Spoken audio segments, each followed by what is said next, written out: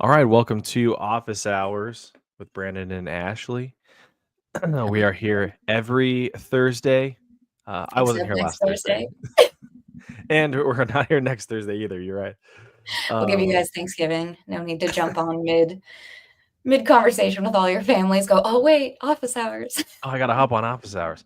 But Mhm. no, Ashley, thank you for being here. Looking forward to chatting about what's going on with social media and answering any questions that any of our listeners have. Let me get that banner popping off. Oh Um, yeah.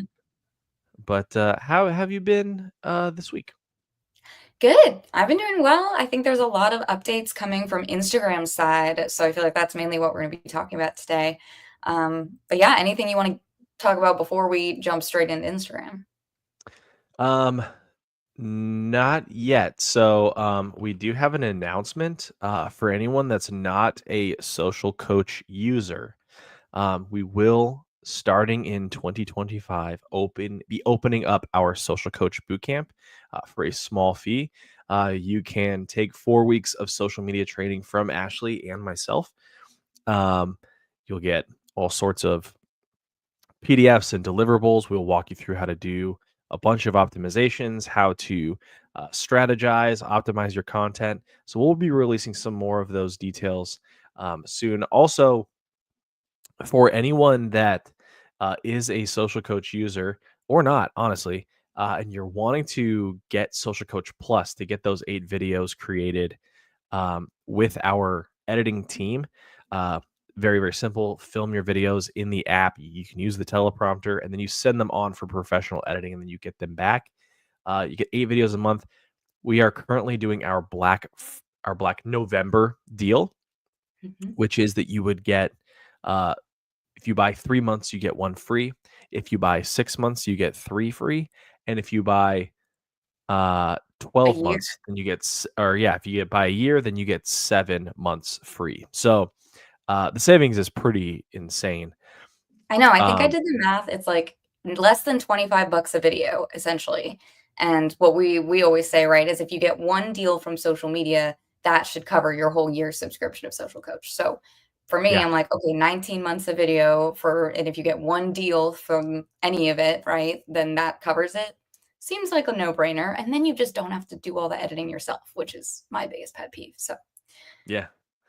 So yeah, I mean that's there for anyone that wants to use it. I highly recommend it. I think that it's a great way to create video content in a really easy way. We have people that use it that love it. We have people that have left and have come back because it's so much easier to use than doing all that stuff on your own. And as someone who creates a video every day, uh, it's so much easier to have someone else edit your content. So totally, anyway, completely. yeah. So that's what we've got going on this week. Now let's once again, if you have any questions, feel free to drop them in the Mhm. comments as we go forward. But let's what's in the news? What's going on with social right now? Well, a lot actually with Instagram. So I kind of mentioned that already, but a few of the things. So one that I'm really excited about is that Instagram is testing the ability to add photos and videos to a carousel after it's been posted. So carousels are like the multi-image posts that you swipe through and there's a bunch of slides. They opened it up, I think, to like 20. You can do 20 images or videos within a carousel. It used to be 10. So this is just very cool to me because we've all been there where you either forget to add one or if you do photo dumps, like even on just personally, if you're sharing photos and then you're like, oh, I forgot that really cute photo, or your friend Mhm. sends it after the fact and you're like, shoot, the group photo, I wanted to put that in there. I'm excited about this ability to go in and kind of add it and edit it after the fact because it just helps you I out, right? I like that more and more social platforms are finding ways to make it easier to edit things after the fact. I think as more and more people are going from just posting for fun to posting with intent and posting with a purpose, um, it is, I think, more and more important to find ways to make those edits uh, somewhat easier to do. The other Mhm. thing too is like, and I was thinking about this, you kind of have to thread this needle when you allow edits. Like X, I don't think I know you can do that with if you use like X Premium, uh, but if you think about how much gets how often social media posts are pulled in for news stories, are pulled in for a number of different things. Just allowing people to edit whatever they want could potentially pose problems. But for something like this, where it's like, hey, this why are we not letting people just like edit photos? Like, Right, can we and can we do this, information please? changes. I think the other thing with the carousels, right, is you design all this, and then let's say something changes that then makes one of your slides not accurate anymore. It's nice to Mhm. be able to remove just that one slide and then add in an updated slide instead of having to delete the whole post and then try to repost it, because then you're losing all that engagement. Let's say that was one of your highest performing posts, and then you have to archive it because you're sitting there going, "Well, technically this isn't true anymore, and I don't wanna mislead people." And honestly, you should repost it with the update anyway, but then you don't have to archive it. You can just go back and edit it, or you could even just edit the caption to be like, hey, newer version of this posted, go see it.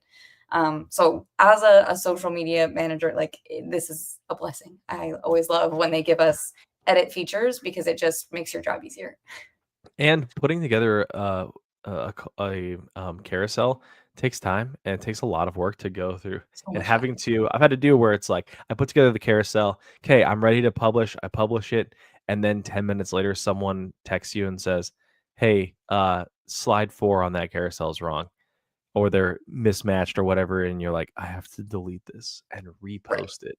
And then It's re-add every single one and make sure they're all in the right order. Yes, mhm, that's always especially if every image has people tagged in it, you have to go oh, through and retag every individual. That's what happened. That happened to me. you're like, speaking from experience. So, Yeah, anyway, exactly. So I just think, especially for those of us who maybe aren't as familiar with the platforms, this is just super nice because it's once they push it, still only in testing, but once they push it live, it just means that you don't have to be perfect, right? You can sit there and go, oh, okay, if I made a mistake, I'm not having to delete it, start over, and then maybe even not do that because it's discouraging and it takes too much time. It's an easy way to be like, okay, cool, I can fix it whenever I need. exactly. Yeah. But speaking of carousels, I think my next point was that okay, this is gonna be fun to explain.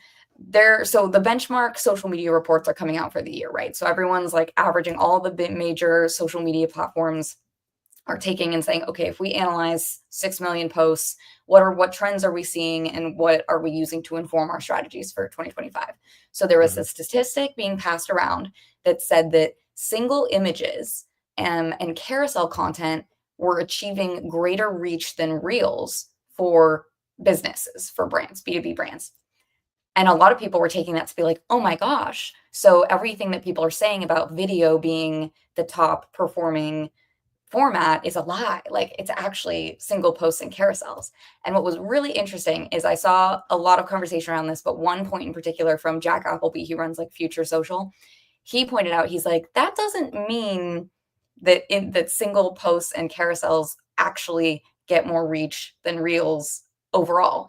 He's like, what I would take that to mean is that brands are better at single images and carousels than they are at video because they've had 20 years to work on single images and carousels and they know how to perfect those from a marketing standpoint. And everyone's starting to learn that video is so powerful that not everyone's there yet, right? Like especially with brands, they're still figuring out how to get video to work for them. So it was cool because I think we always talk about the power of video. And what that told me is that individuals or people like loan officers and agents who are they're representing a business, but also from an individual perspective.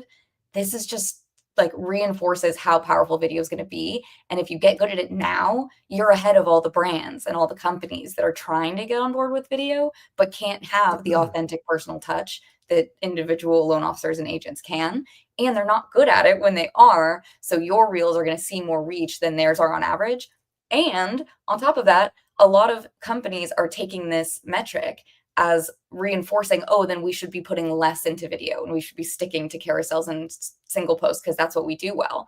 So I'm like, so if anything, this stat has been the most helpful for individual creators like loan officers, agents, and saying, hey, you guys stick with video because you're learning it and you're doing it well and you're doing it better than these brands are because you have that personal touch. And if you stick with it, your reels and everything are still going to see more reach. Now, if you want to get into single images and carousels and do more of those, great.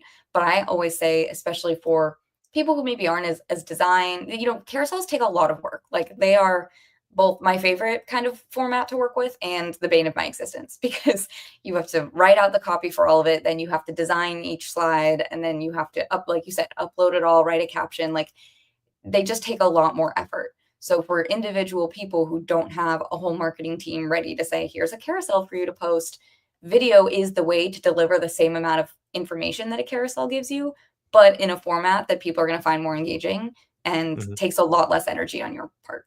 So, Definitely. And when I think about it, you and I, we talk social media every single day, not just yep. in office hours.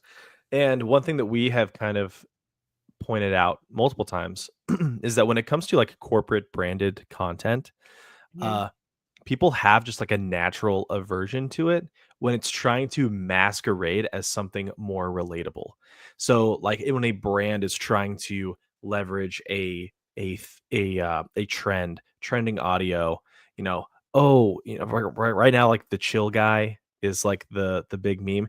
If I start seeing like, Jamba Juice play the chill guy, do the chill guy thing, I'm going to be like, that's not as funny. Like, because It's you're not as you're funny. yeah, you're using the meme that everyone's using to not make money to try and then promote your thing. Now, occasionally, a brand will do very, very well at this. And Hmm. I think the ones that are the most successful are the ones that do have this kind of like personal, authentic touch. Scrub Daddy is the one that stands out to me as being like Mm, the king of short form branded video, um, yeah. because they just simply do not care. They are not trying to like, push like any sort of professionalism. All their videos feel like a bunch of interns in a dungeon came up with like the most unhinged videos, and that stuff works. And Mhm. I think that that's like a great. But the point that you're making, I think, is the most important piece, which is that they are the ones who did well on who have done single posts for so long, and but video still is the most popular. And this is Yeah. where individuals are overtaking brands. And Hmm. so if you are, ABC Mortgage Company and you say, "Well, we already have social media. We're fine. We'll just get some of our LOs on camera and we'll put some videos out." It doesn't work like that. It's not that simple. It's better to instead of having one account make videos with a bunch of people that the average person goes, I'm not really interested in that. It's better to then take all 20 of your LOs and give them all a camera Hmm. and have them all make, t- you know, 3 to 4 videos, and then have those videos go out and be more authentic and more natural, and they feel less produced. And it has this level of authenticity to it that people can connect with. People don't connect with brands. They don't connect with Yeah. brands anymore. We connect with people. That's why Yeah. people connect with CEOs more than they do brands. Hmm. Owners and founders, like people are interested in watching those people because they're people. And the same Right, thing the with people employees who and all that built stuff. the brand, like, it's cool to see, it's like, "Oh, okay, you built all of this, how did that happen?" Rather than, "This is a faceless, brand that you're trying to get me to relate to, but I really know you're here to sell to me." And I think that's Exactly. why I think LOs and agents are in such a unique position because they represent these brands, right? They work with these brands, but they are a person, and so naturally, you get to kind of straddle the best of both worlds where you sometimes you have the branded content that you can share that makes it easy for you to post consistently and share information, but then you get to add the personal touch that brands can't. Like even with SocialCoach, I think we're actually very hands-on for our brands. Like you and I and Joe and Ben, like our faces are everywhere and we make videos all the time and we talk from personal viewpoints and we are all part of SocialCoach. And I think that's helpful in some ways, right? But for an LO, it's like you can just speak and say, this is what I do. This is how I help my clients. This is my personal advice. And this is why I work with this company because it means, our underwriters are really good, or I can have turnaround time that's really fast, or whatever it is that makes you work with your brand and your company. Amazing. But you are the person that they're working with. And so the more you can just be personable and say, hey, yeah, if I'm on the golf course, I'm still going to be picking up your call. Don't you worry. I will still text Mhm. you back at 10 p.m. at night. Like, that's don't worry about it. I'm a person and I'm going to be there for you. That feels so much better than, oh, X mortgage company. Yeah, I'm going to like that's the thing, right? You're not sitting there like let's talk about insurance instead of mortgage, but like you're not going to sit there and go, Allstate, man, those commercials, that is 100%. I'm in. I am Allstate all the way, all the time. No, because you don't care. You're like, I want whatever's going to give me the best rate. I want whoever's going to pick up my phone and whoever's going to help me when I actually need the insurance, right? I want the company that's going to be there for me, not the person who has the best marketing. And so I I will think I when I will I see will tell you though, what, that my own father switched over to Geico, because of the woodchuck commercial and ended up paying amazing. more for his insurance, but he didn't care because he liked the woodchucks so much. Your father is a unique specimen, but Yeah, I he love that. certainly is. He is a marketer's dream, we'll put it that way, right? Like, that's what Yeah, every marketer like, wants is, "My commercial was we just so good that I converted people." But I just think overall, right? And I think if you can do that, even more amazing. But that's why being on social media and especially being on video, I think is so impactful because so many people don't understand the mortgage process and they don't know, they'll maybe say, "Okay, I know I should get a low rate," but what does that even mean? And is that really even the full picture? And I think a lot of consumers do realize that isn't the full picture. Like getting the lowest rate is desirable, but at what cost? And like, what does that mean? And timing. And there's so many elements. So if you as a loan officer can constantly be online saying, hey, no, no, no, like low rates are great, but you actually want good service. You want someone who's going to know enough that if stuff goes wrong, they can fix it for you. I'm that person, been here 20 years. Like I know how to fix everything under the sun. If your seller doesn't like your offer, we can work on seller concessions or we can talk through. I know how to navigate this stuff. So you don't have to, and you don't have to worry about it. And you're not worried about chasing down that loan officer you found from Google who hasn't talked to the agent at all, who won't answer your communications and is kind of going, oh, well, I did my one thing and my one thing didn't work and Mhm. good luck. So that's why I'm like, I Sorry. think, yeah, sorry. Hope that works out for you. It's like, no, you want the people who are showing up on video showing you, like, hey, I do this all the time. Here's what my clients are saying. Here's what I'm telling my clients. When you're ready and if you want to be one of them, I'm here. But it doesn't feel like the commercial of like, buy a house right now, even if you can't make that work for you, if it's not affordable or whatever. If you're trying to be sold to, even when you know it's not a good situation, that's where I think people get that the kids, right? They call it the ick, right? The ick from the brands where you're like, you're trying to sell me this thing that isn't affordable. Whereas when you're talking with a person who's like, I know it's rough out there, but I feel like I could help you and I feel like it could be more affordable than you might think. Let's talk Mhm. about it. And if you decide at the end of this, absolutely not, I can't do this, no worries. We'll just set a plan. Call me in 5 years, like 5 months, 5 years, whenever it works for you. I'll be here for you, but I'm here to be a resource. I'm not just here to sell, sell, sell. And I think that's a big difference in feeling between brands and individuals. Yeah. Let's talk a little bit about, and again, for anyone watching, if you have a question, feel free to drop it in the chat. We'd love to answer any questions. That's what Yeah. we are here for. But let's talk about, in the meantime, Facebook has changed its metrics. Oh, And yes. I've seen a number of people talk about this.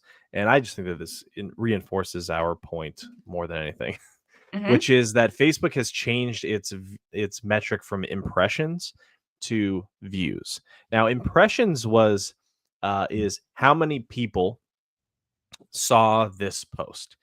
Views is how many times did people see this post?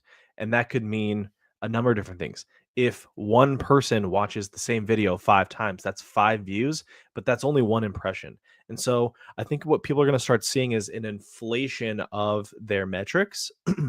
But it's important to recognize that that inflation is also going to be the way things are going forward. So you should start looking at those metrics and, you know, don't go and say like, "Oh, I went from 10 impressions to 500 impressions."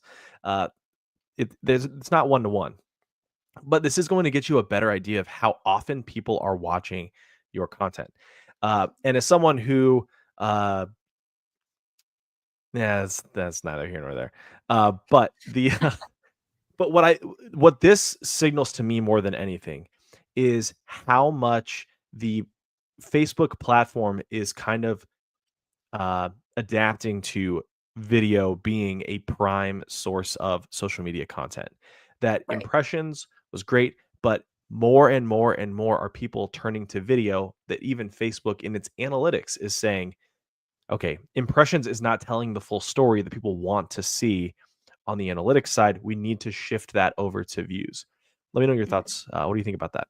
No, and I mean, Instagram did this a few months ago, and then Facebook is following because they're tied together. So it's what I like to see is I feel like it's showing that shift too in it is like the people you reach matters, right? The unique number of people that you're reaching matters, but also I think it's sometimes more important to be like, it doesn't matter if you're reaching 10 or 100 people. If those 10 people come back and rewatch your video or relook at your content 10 times each, that's sometimes a bigger indicator of success than reaching 100 people who don't really care. And so Mhm, the what my thoughts are is the change from impressions to views kind of will help reinforce, oh, okay, so this video, had 300 views, but then like 6 months later, it has 900 views, which means all of those people came back, or it's hitting new people, or it's getting pushed because people are rewatching it, or even just saying, like, yeah, if I watch a video 3 times in a row, maybe that tells you something about either whether it was effective or whether the message could have been clarified, but the topic was really good. And I just think that having those views as a metric is going to be, like you said, good because I think it'll encourage people to see that those numbers are a little higher and going up. But at the same time, it's important to remember to like reset your own baseline and say, okay, if a post doing well for me is 200 views, now I'm seeing 400 views. Does that mean my content is actually performing better than average? Or am I just seeing that inflated number because most of my people watched it twice and I didn't know that before? mhm. So I think it's good to keep in mind, but I do think the views is a positive change. And I think people, higher numbers make you feel better. So I'm not against it. Well, I think it's gonna be like you just said. I think it's gonna be very illuminating when you go from impressions to views. What does like how many times were people seeing my videos? Like, Hmm. or was it 10 people seeing it 10 times? Was it, 5 people seeing it 20 times? Like what's and I agree. I would rather have the concentration of a smaller group of people watching that video more because that means that they're rewatching it, they're digesting it. Those are probably the people that are a lot more serious than yeah, people just skimming through. The point that I was going to make earlier is TikTok has a very interesting way to kind of like view views. So if you get into what's called the creator rewards program, you have Mhm, to get what's called qualified views. And those qualified views are there's like a whole laundry list of like what's qualified. mhm, And the qualified views are things like they have to watch past the first 5 seconds. They have to, it can't be the same person more than once. They have to watch it in the For You page. And I think that as someone who, if I get let's say 100,000 views on a video, I'll go and I'll look at the qualified views and sometimes it's like 20,000 qualified or it's like 2,000 qualified views on a 10,000 view video and I'm mhm, like only a fifth of people watch this for longer than 5 seconds from the For You page. Like this feels like it should be higher. But mhm. at the same time I go, "Oh, I like that people are revisiting my video." I and you can also see kind of the percentages, but anyway, like I said, that's neither here nor there, but, Well, I think it's views interesting are when different. yes, and when they monetize it, of course, they're gonna put boundaries around that so that they don't have to pay you for every single view because they Oh, yeah. don't TikTok does not wanna pay you, so they're gonna try to be like, "Hmm, like, what are the ways that we can make it seem fair to qualify certain views, but, like, actually cut that number way down so that we don't have to pay you for all of them?" Because Yeah. that's my What's really dumb? You know what's really dumb? what? Honestly, ban TikTok if they continue doing this, is the is I hate that, and this is just like, creator problems. Mhm. The more people that follow you, the more that people will watch you in the followers feed and not the For You page, So the and less they pay you. so, like, the more people that follow you, the less that the people that would see you on the For You page are seeing you because they would be seeing you in the followers. Like, have you noticed the thing about TikTok is if you follow someone, you tend to see less of their videos on the For You page, and they're all Yes, over on your following? Yeah, so which I it's like never click over to, so my bad. yeah. I'll say I've gotten way more interested in the following stuff over the Okay. last few months because it's like I just like well, for one, when you post a video, it takes you directly to, like, the following tab, Oh, okay. rather than the For You tab, which I think is a interesting choice. But anyway. Again, Yeah, I guess. we'll keep moving. We got more stuff to talk about. I Anyway, wanted to just talk about Google search, okay, um, go for it. which I, as the SEO person, I have a love and hate relationship with Google. Yeah.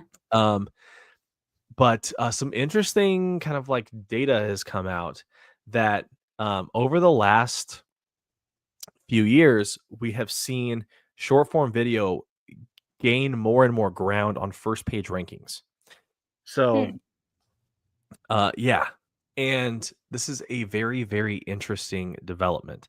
So we went from like 1% of the page being covered by results from short form videos, mostly from TikTok, some from Instagram, Mhm. to now uh I think it's like 35% of first page results include short form video now. That's an Wow. insane number. That That only is. in a couple of years, like, over a third of the page a third of the first page results have short form video. So what does that mean? We talk about, "Oh, get on social, make sure you're publishing on social because people are on social and they can see your content." Even the people that are not on social can now see your stuff if it hits the right mark and it can get on Google. And the more specific and the more niche that you can make those topics, the easier it is for you to land in some of these searches.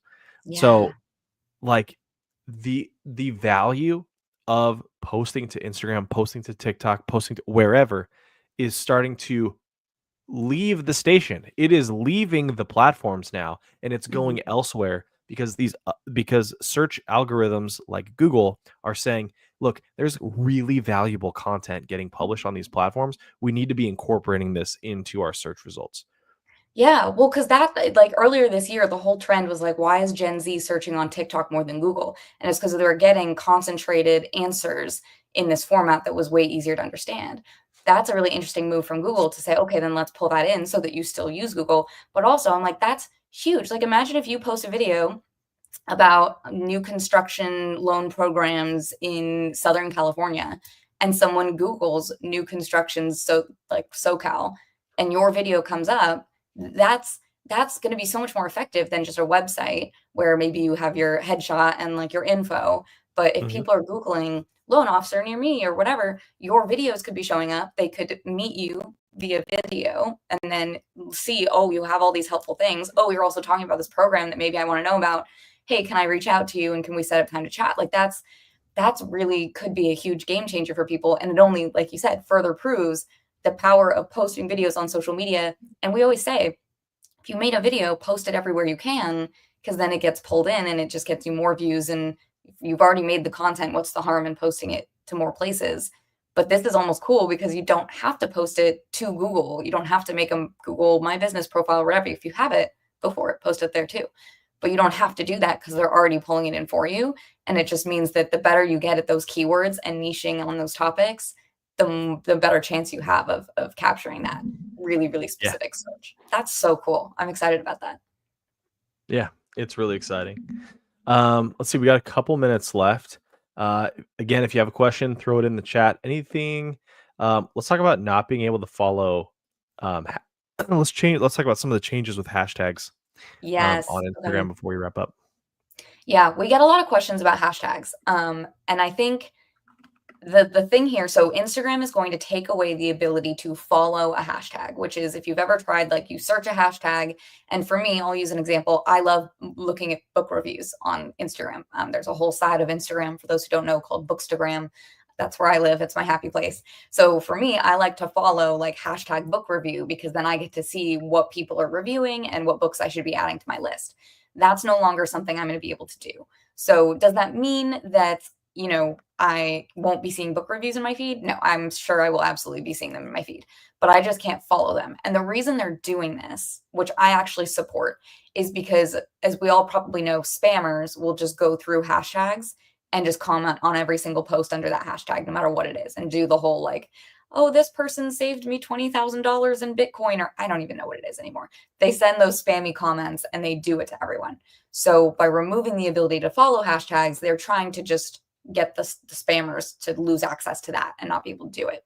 But I think what everyone's starting to ask is like, so do hashtags have a point at all anymore?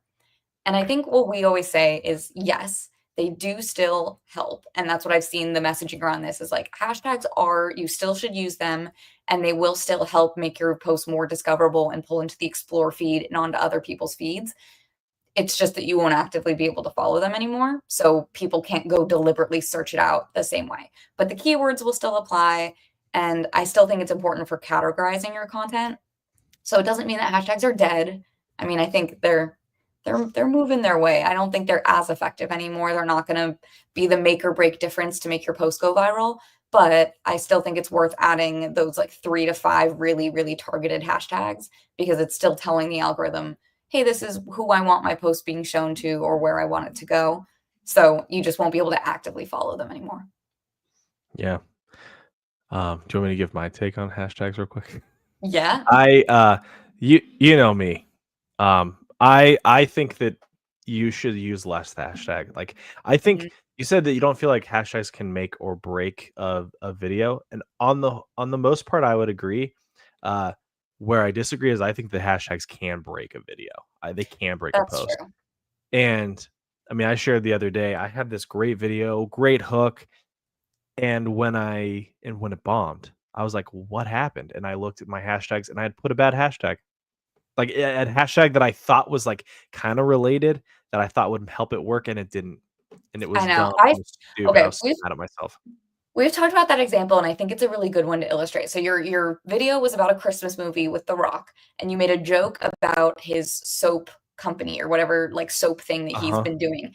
And you in your hook, you were dissing the movie by saying like the best I just watched the best thing The Rock's ever done in his career, his soap company, not this movie. The movie was terrible. But what Yeah. had happened, right, is then people were making jokes about the soap in the comments, and you were making jokes about the soap in the comments, and you had a hashtag about the soap. And all of a sudden, your video is on soap, the soap side of TikTok and getting pushed. It wasn't going in the direction that it needed to go. Yeah. The way that I view hashtags, the way that I talk about hashtags is think of every hashtag as like a compass bearing, and Mhm. that compass bearing can point you in a direction. Now, if you look at a compass and let's just say that we have like a 1 out of 100 bearings to go on, right? Mhm. Or I guess you would have 360-degree bearings. If I say, "Okay, your bearings are 22, 24, and 26," you're gonna head roughly in the same direction, right? Mhm. But if I say, "Okay, your compass bearings are 24, 42, and 109," it's like, "Okay, I don't know where I'm supposed to go." Right, And 2 of that's how the those are on the platforms are. opposite side, Yeah, and it it's like doesn't make you you're pointing me in 2 different directions, like, where am I supposed to go? Which one's the right one?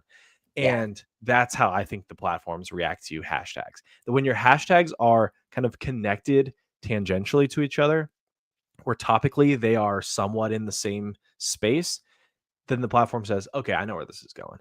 But Right. if you're saying hashtag this and hashtag that and hashtag back here, then the platform's like, "Dude, who is this going to? Like, who are we supposed to be sharing this with?"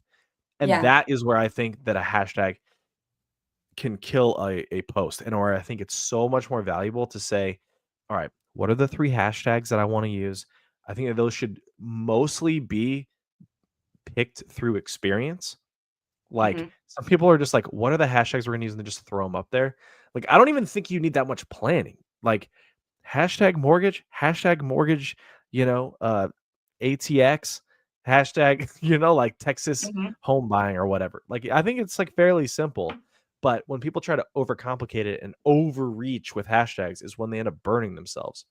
So, I agree. And that's why I think I like to say use hashtags for your target audience and location, especially. So if you're talking about, I think we used a good example where you said like if we're talking about the word net in you're talking about in your video net worth or financing or whatever, but that's not anywhere in your caption. And then what is the algorithm thinking? Net could either be net as in net worth and finance, or it could be net as in like volleyball net, basketball net, sports.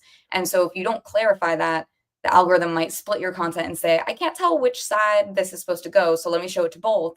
And then the sports people probably won't interact with it because they're like, why am I seeing a finance video? This doesn't make sense. And then your engagement drops because half the people didn't engage. So what you want is say, if I'm talking about net worth and net whatever, I put hashtag finance oh, now the algorithm is going to show it to only the finance side of the term net because it understands where to go. So when Yeah, you're that's talking that about compass bearing, yeah. exactly. So that's where it's like don't separate it. So if you're talking yeah, finance, mortgage, like keeping your hashtags either like very specific and saying, okay, like I'm talking about like if you're talking about mortgage or a mortgage program, my favorite thing is like if it's for first time home buyers, put hashtag first time home buyers because odds are you didn't say first time home buyers, you maybe said buyers, but then that could be shopping, that could be Christmas shopping buyers. So put hashtag first time home buyers, and then that's going to tell the algorithm, oh, you're talking about this specific niche subset of people. And then especially if you're like hashtag California mortgage, and it's like, oh, you're talking about buyers in California looking for a mortgage. Got it. Yeah. That's where it's going to be helpful instead of, you know, hashtag your name or whatever. I know sometimes like it used to be a thing to create your own branded hashtag. That's not as effective anymore because that doesn't have No. any bearing on like what does People your have no name connection to it. Yeah. right, what does your name have to do with any of the topics you're And talking how do about? you and how would a platform categorize that? Like, Right. they How don't are they know. sending that to people? So it's like Unless don't it's put like like something mortgage, but like, I don't know. yeah, maybe if you have something like mortgage mentor or mortgage expert or something there, like that is still like you're using mortgage as a keyword and that makes sense. Yeah. But I The, wouldn't just put the one exception I would say is, like, some things that are, like, fairly innocuous or don't have enough of, like, a foothold on the platform for them to know kinda, like, where that would be categorized. For example, a lot of people that, most people when they end up using Video Catalyst through Social Coach Plus, Video Catalyst is a tag that gets added on there. Now, yes. that does a few things. One is it allows us to be able to see those posts and find them easier. Um, but also, like, they don't hurt your video because there's no, like, category that Video Catalyst is under to Mhm. where the platform goes, "Okay, mortgage, mortgage, mortgage, Video Catalyst. Oh my goodness, this goes over here." There's not, like, that foothold. But if you're going yeah, I give the example of, like, you know, California home buying, San Francisco mortgage, go Giants. It's like, okay, two of these are going over here and one of them is going over here. Where should I be putting that video? So less is more. I think find your hashtags through repetition and you know, you'll find your way. Yeah, So I always like to anyway, say, like, if you do 3, 1 for your topic, 1 for your audience, and then 1 that's relevant to the post, like, super hyper relevant to the post. So, that way it kinda keeps you in, like, "Okay, I know what I'm doing, I know why I'm using my hashtags," and then, like we said, if you have 3, there's way less chance that you're throwing in a random one that is just throwing everything off. yeah. All right. Well, I think that's all. That's all we've got for this week. Thanks, everyone. Again, we are not going to be here next Thursday. It's Thanksgiving, so spend that time with your families. Don't be sitting around waiting for us to be talking about social. But We'll all get right, to it. Ashley, thank We'll you. double the updates in 2 weeks, don't worry. There you go. All right, Ashley, thank you to all you listeners. Thanks, everybody. See you later.